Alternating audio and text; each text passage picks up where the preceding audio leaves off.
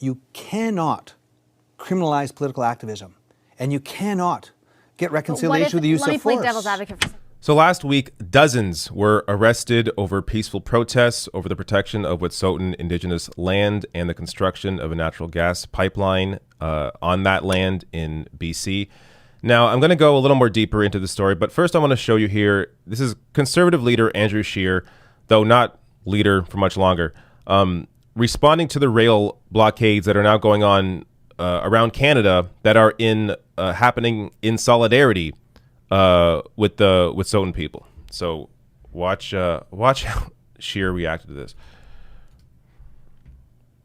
These protesters, these activists, may have the luxury of spending days at a time on a blockade, but they need to check their privilege. They need to check their privilege and let people whose job depends on the railway system, and small business, farmers, do their jobs. All right. This makes me really angry, and I don't want to freak out here.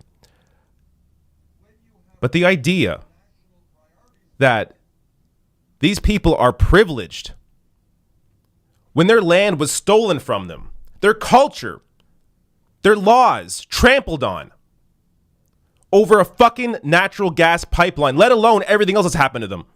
Like, he is such a fucking idiot. Andrew Scheer is such a fucking idiot. And the Conservative Party is so lucky that they're getting rid of him because he's a piece of garbage. Now, let me go to, clearly I got angry when I didn't want to. Let me go to some reaction here. This is a great tweet from Billy. I don't know how to say his last name, Arma. Says here, Andrew Scheer likes protests that block traffic and snarl infrastructure, but only if they're by white nationalists. Otherwise, no. So check out these screenshots. Andrew Scheer here saying the blockades shutting down our country are illegal. They must be stopped. Read my full statement. So this is about the protests in solidarity with the Wet'suwet'en people. But United We Roll protest comes to Ottawa. Check out down here. The convoy spent 2 days blocking traffic and protesting in front of Parliament Hill. Who was there? Andrew Scheer. Oh, it's perfectly okay when it's fucking white nationalists, but when it's Indigenous people protecting their land, no, you don't protect your land. Don't protect your land. White nationalists, perfectly okay. Block all the traffic you want because you're a fucking white nationalist and you'll vote for me. But over people that have had their land stolen, their culture trampled on, their laws trampled on, no. Get away. Stop annoying us. What a piece of shit. Last one here. Andrew Scheer criticized for support of United We Roll convoy. Scheer spoke at the same rally as Faith Goldie, the notorious white nationalist. Anti-hate activists say the United We Roll campaign has been plagued by racist messages. Garbage person. Now, so I'm going to play another clip here. This is to the people that are annoyed by the blockades, by the blockades that are in solidarity with the Wet'suwet'en people, that they're impacting your daily life because, you know, they're blocking railways or whatever, and maybe you have to get to work. This message is to those people that think you should be bothered by this. And now I get it. You have to get to work, and now you can't get to work because your train's not going. But understand this in context here. So I want to play this clip here. This is Perry Bellegarde, the National Chief of the Assembly of First Nations. You cannot criminalize political activism, and you cannot get reconciliation with the use of force. Let me play devil's advocate for a second. What if that activism stops people from being able to send their products places, to travel throughout the country? I think that's what a lot of people are asking. But you know what it is? If this did not happen, do you think Canadians would be having that conversation right now? This is a catalyst. This is a dialogue around supper tables, around dinner tables right now. And I'm saying education awareness leads to understanding, will lead to action and bring about policy and legislative change to respect title rights and jurisdiction. So it's a good thing. And I know there's an inconvenience. And like we're all in this country together. Reconciliation is not easy. Let's roll up our sleeves, get to the table, start talking, so that everybody has a voice. So, as he says here, this is how the conversation happens. If there weren't blockades, if there wasn't solidarity, then we wouldn't be hearing about this. Like, we wouldn't be hearing about what is going on. So you need these kinds of protests. Again, these are peaceful protests. You need this to happen for there to be a conversation and hopefully some growth out of this, and some action here that isn't always against Indigenous people and stealing their land. I want to give you another share another piece here. Oh wait, there's a link I missed. So this is a quote from a piece from Nora Loreto. Great writer. I had her on my radio show actually a year ago when I had that radio show. She's fantastic.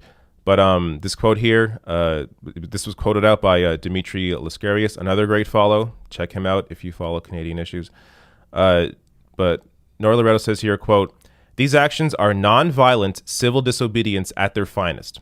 When Indigenous people block rail lines, they're targeting the veins of colonial Canada. By stopping the flow of blood, they are forcing Canadians to pay attention." Exactly. That's, I couldn't say it better than that. Now, there's another factor to all this, and that's the press coverage or lack thereof, and really the RCMP, the police, blocking the press from covering this properly.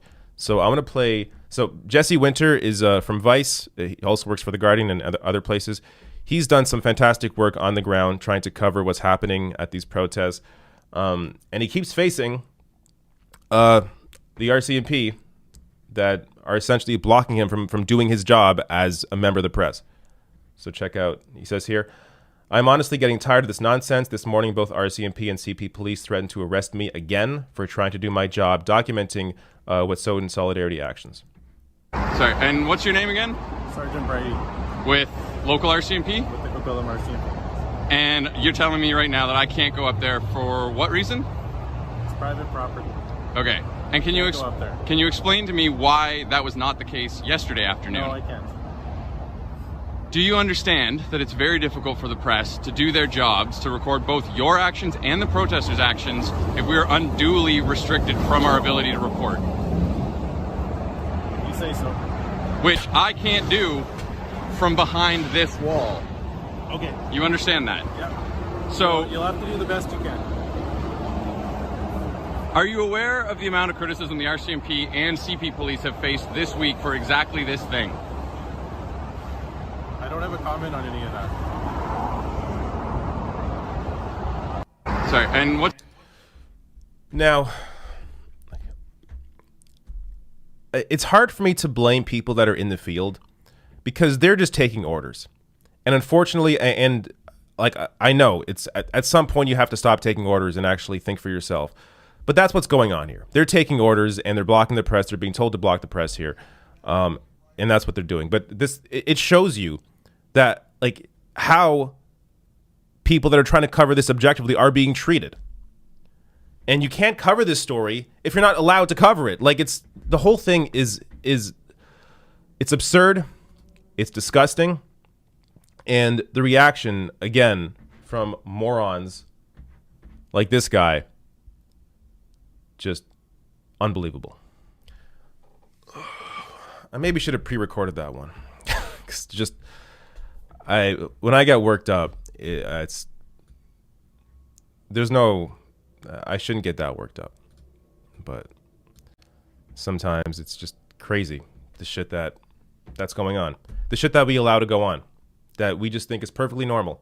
To have a leader of the Conservative Party call these protesters privileged is just so amazing to me. It's just, I can't even speak. It's so fucking crazy.